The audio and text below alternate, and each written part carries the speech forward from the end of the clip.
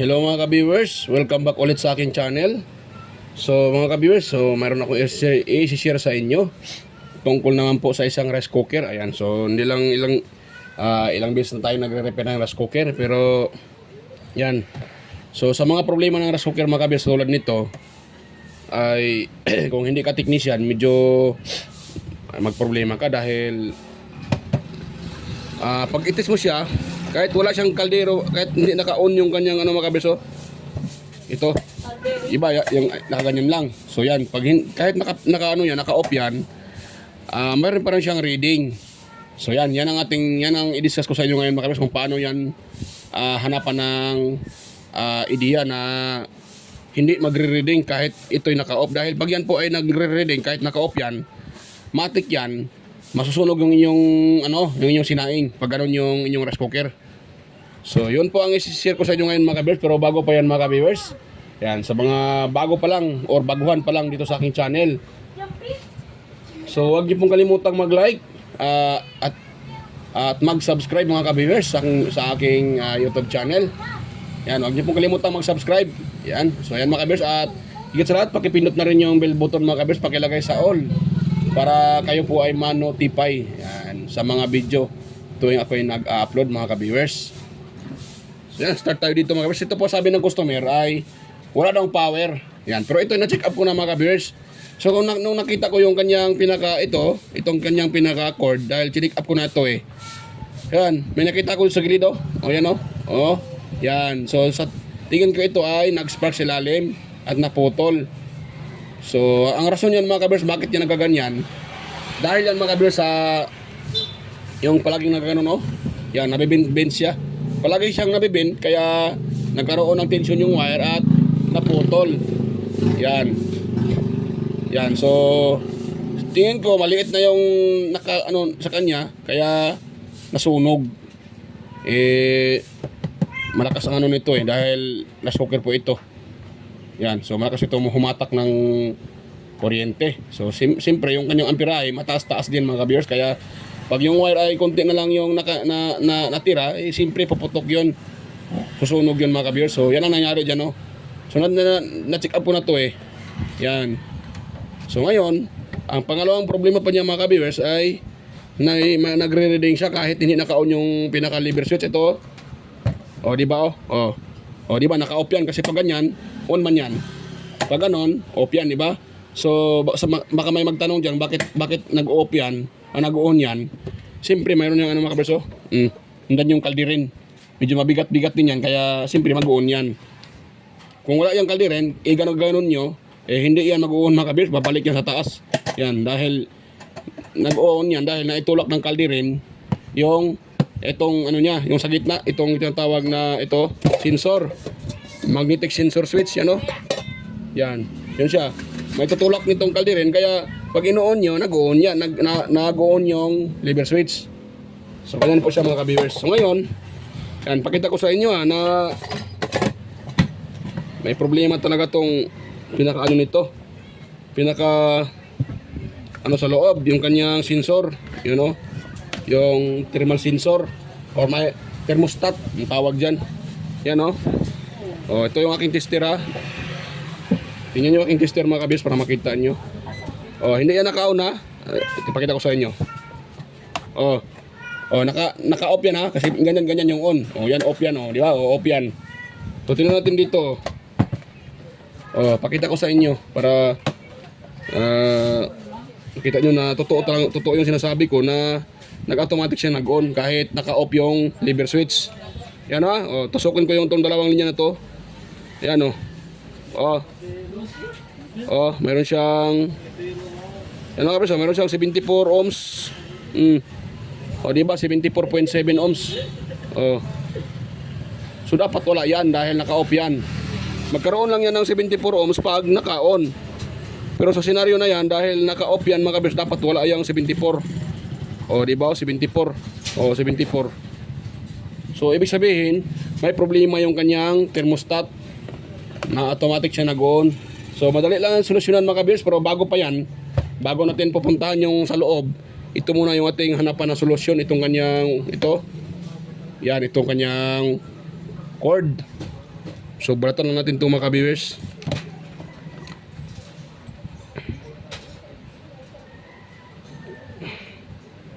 Yan. Ito itong babalatan para maidugtong natin uli. Mga ka-viewers. Ayun oh. Nasunog talaga sa mga ka-viewers. Buti hindi nadama yung isang linya. So ito, ikakat na natin to dito banda para meron pa siyang distance, haba yung ano niya, distansya. Yan, para meron siyang konting gap mga ka-viewers. Hindi tayo mahirapan mag-repair sa kanya. Yan, dari kong grabe sa ate. Ano liara? Hello, tabare. Asi.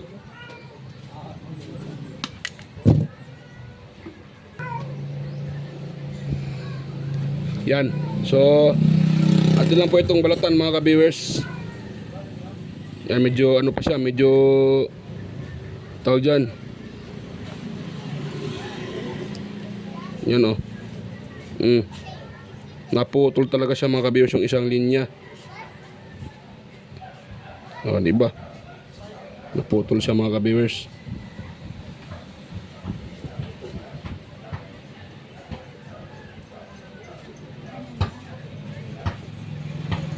Yan, putulin pa natin ito sa kabila. Kahit dito banda oh.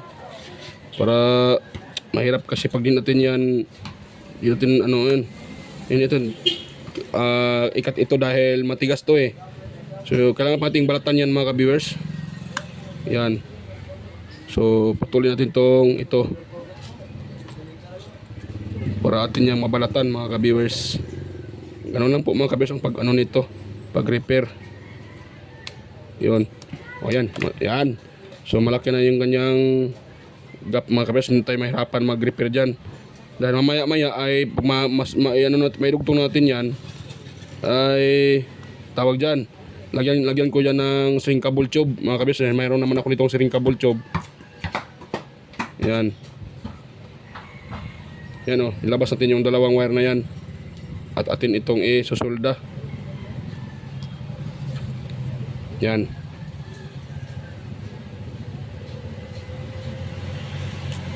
Medyo malayo na sa ano eh. Yan.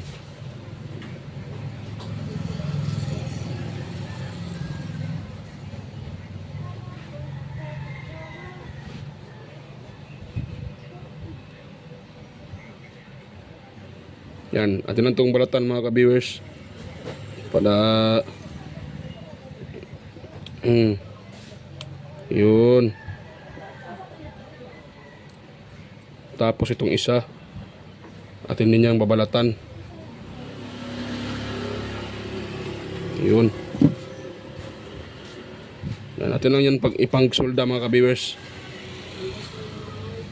Yan, idudugtong natin yan uli mga ka-viewers. At atin siyang hatakin konti mga ka-viewers para haba ito. Yan. So mahaba na yan. Yan o. Parang tala si Aileen. So yan mga ka-viewers.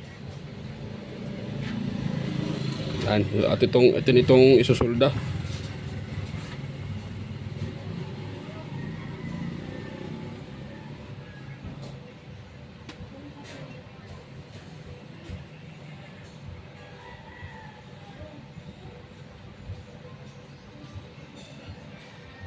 Yan. So paano ito ngayon? Wala pala akong ano. Naubusan pala ako ng electrical tape mga ka-viewers. Naubos yung aking electrical tape. Naubusan ako ng electrical tape na nakalimutan kong bumili kanina.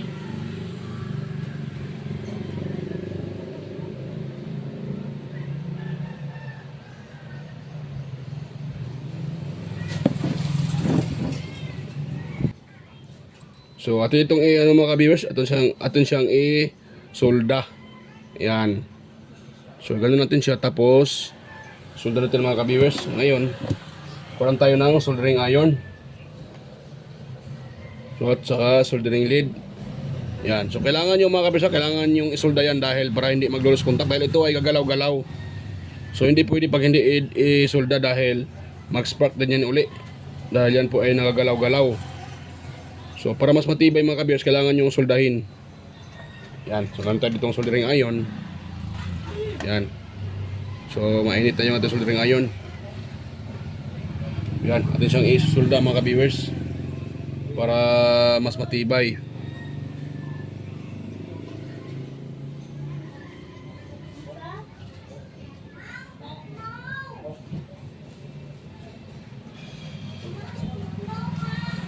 Yan, hindi.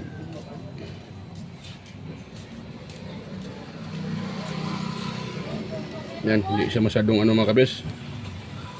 At ito'y inano ko na. Tawag dyan.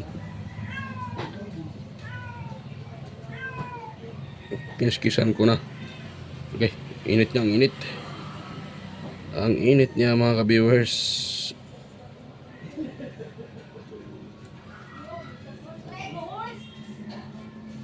Yan. Hindi siya masyadong ano ah.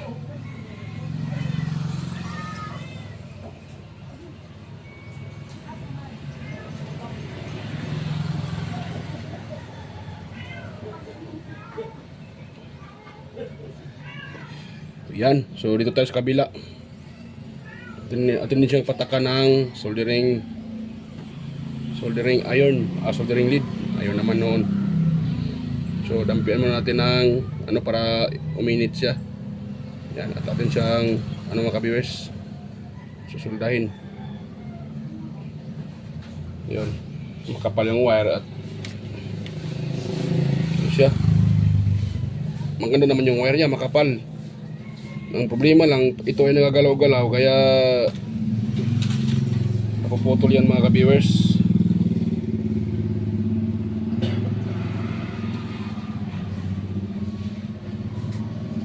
Yan. So bago natin yan dugtong, yan, ilagay mo natin itong shrinkable tube mga ka-viewers.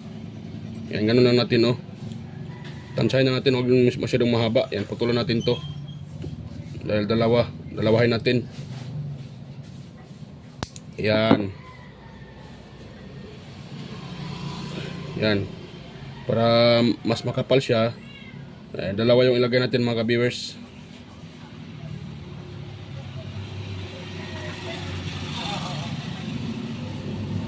Yan, pumasok itong isa. So ito. Ilagay natin itong yellow. Yan. Ayun. Pero ang una nating ano dyan, yung itong itim. Itong itim na to. So, yan, natin muna siyang isusulda mga ka-viewers.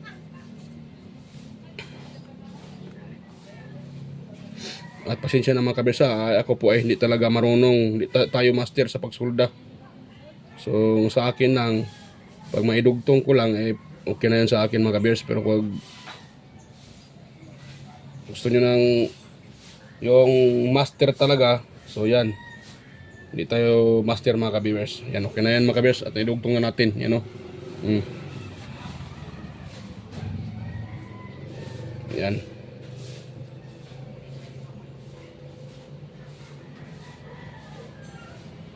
Ito lang i-plane para hindi hindi wala siyang, kasi pag mayroong medyo may matulis, baka mabutas yung ating shrinkable tube.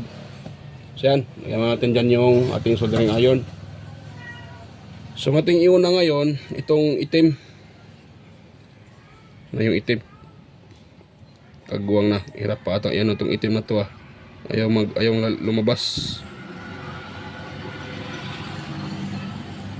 kagwang na. Ayun. Tapos yan, hagurin lang natin siya papunta dito sa gitna. Ganon. Ayan siya oh. So ganon siya mga ka-viewers. Tapos atin siyang yan, ganon natin oh, ng soldering iron. Yan, para liliit yan. Ayun. Ganon lang kasimple mga ka-viewers. Ayun. Nabroto na yung tanano yun yun. Yan mga ka-viewers oh. Yan, tapos yan yung isa. Pati ito. Yan. Sa tingin ko parang ano to malaki tong yellow. Yan, kung liliit pa to siya. Medyo malaki. Liliit lang pala. Yun. Lumiit siya, lumiit. Ay, pasensya mga kabersa, hindi tayo sanay magtagalog dahil ako naman po ay isang Bisaya. Hirap tayo magtagalog. Dahil dito sa amin kasanayan ay Bisaya at Chabacano. So, hirap tayo magtagalog. So, pasensya na po. Ayan. Yan, initin natin yan. Pwede na yan mga viewers.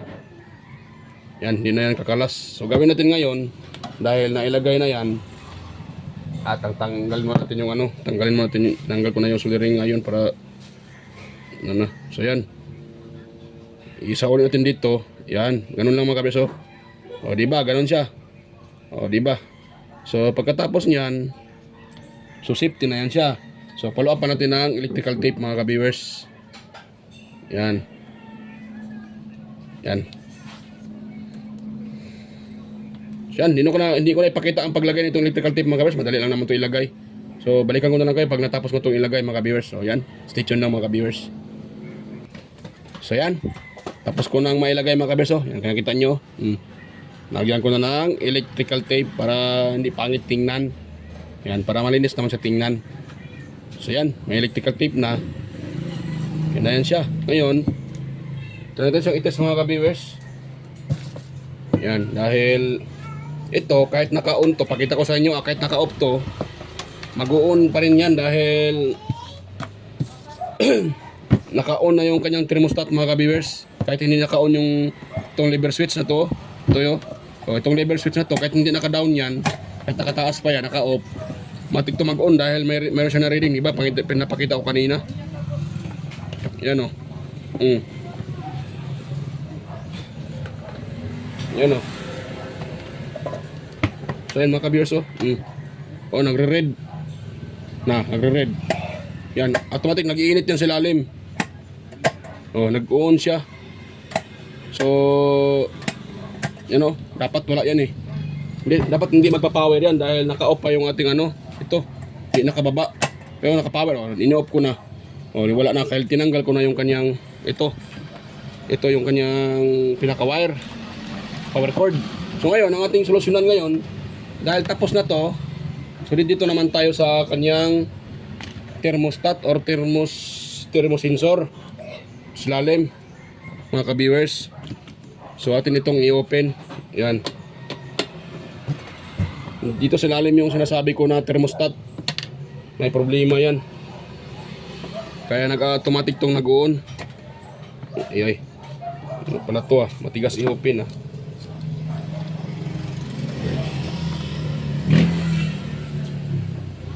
Yan. So yan. Dito tayo sa kanyang pinaka-thermostat. Ito yung sinasabi kong thermostat mga ka-viewers. Yan po ang thermostat. So gagawin ko dyan, mayroong gagawin lang dyan para mag-reset yan uli. So ito lang i-open natin to dahan-dahan, tapos tanggal natin to, itong parang itong parang washer na yan.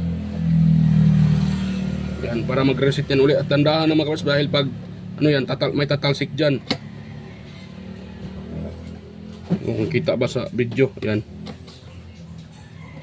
Yan, tapos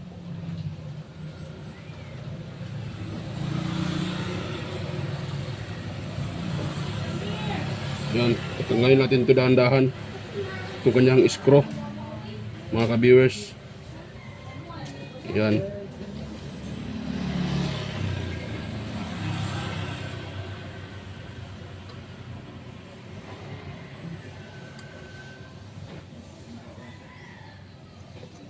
Yan. At kunin natin to itong parang washer na to. Yan. Kahit hindi natin sa uli mga ka-viewers, pwede lang.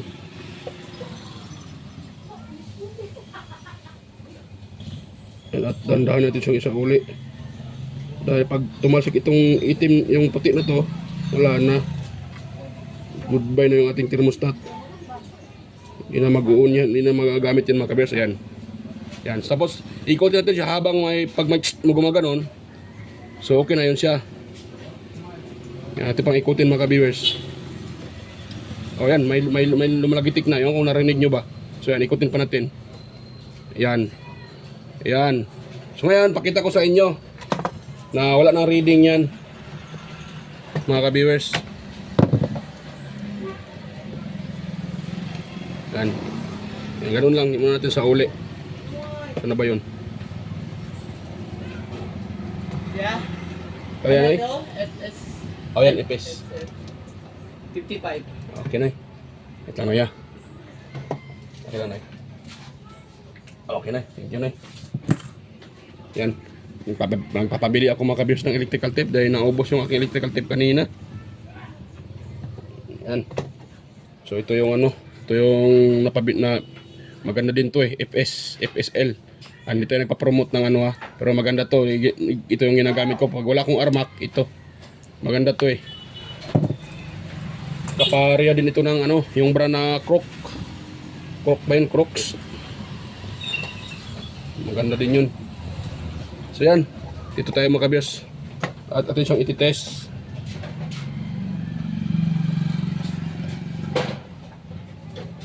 Saan na ba yun?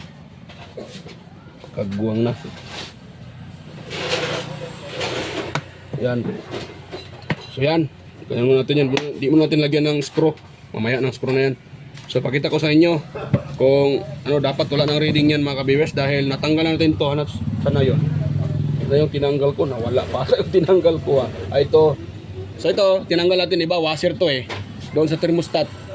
So ganito yung technique ko mga ka-viewers. Tatanggalan ko siya ng washer para magre-reset. So para pwede nyo pa siyang higpitan para mag-open na yung mag-open konti yung contact sa ilalim. Saan bag din yun?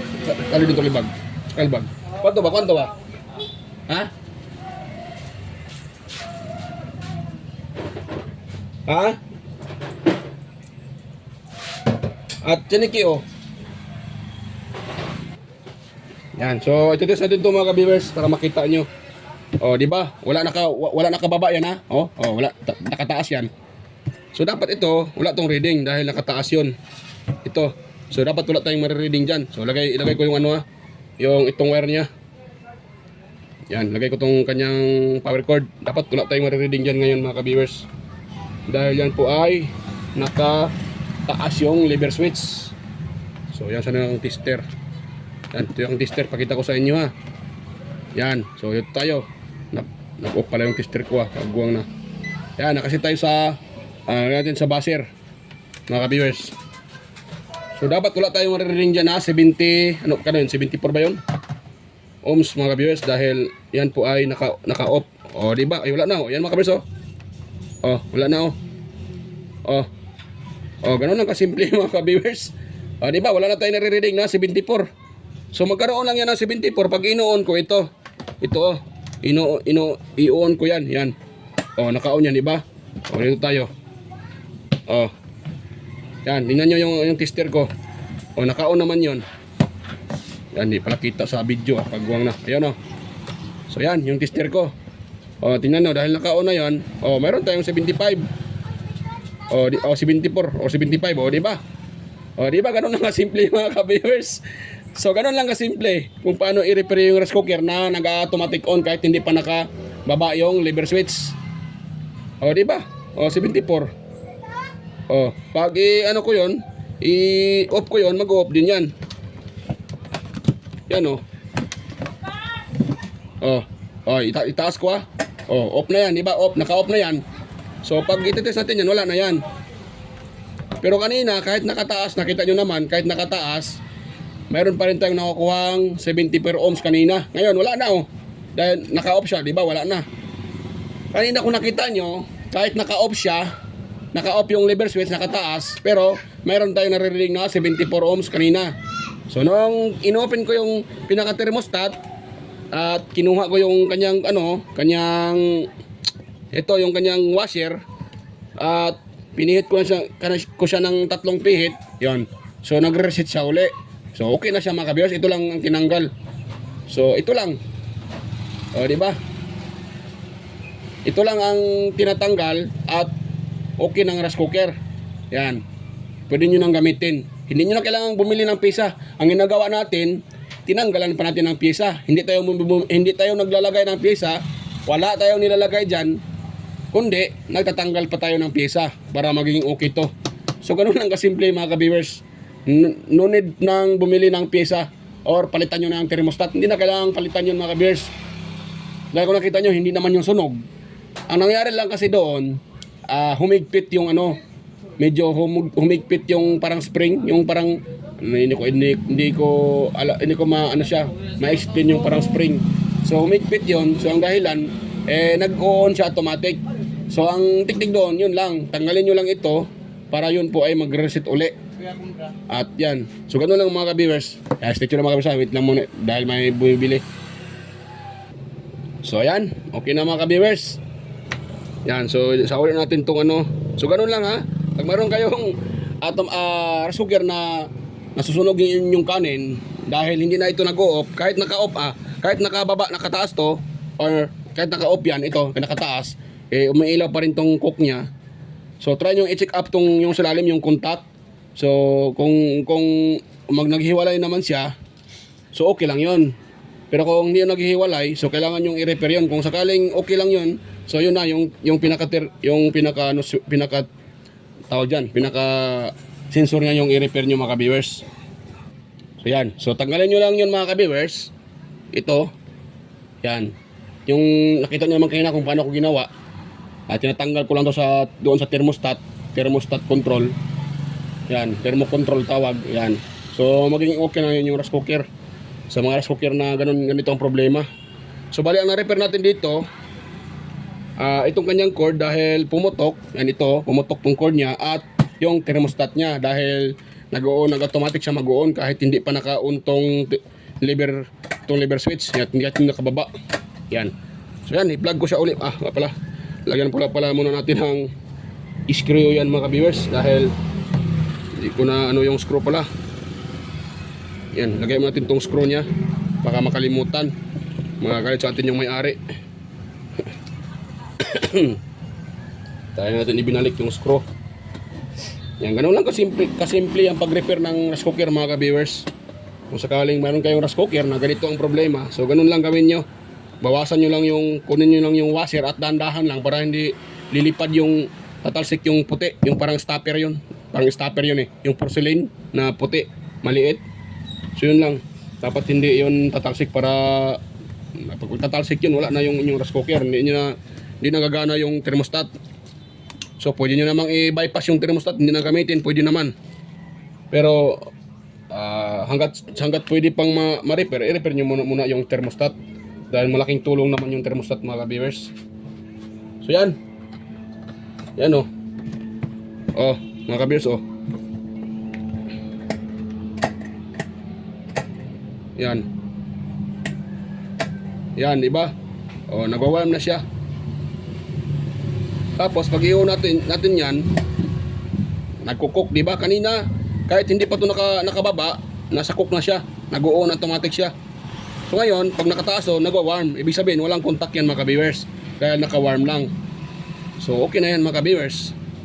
So kanina, kahit ito nakataas, andito siya sa cook. Di ba kanina sa cook siya? Dito. Yan, sa red, sa cook.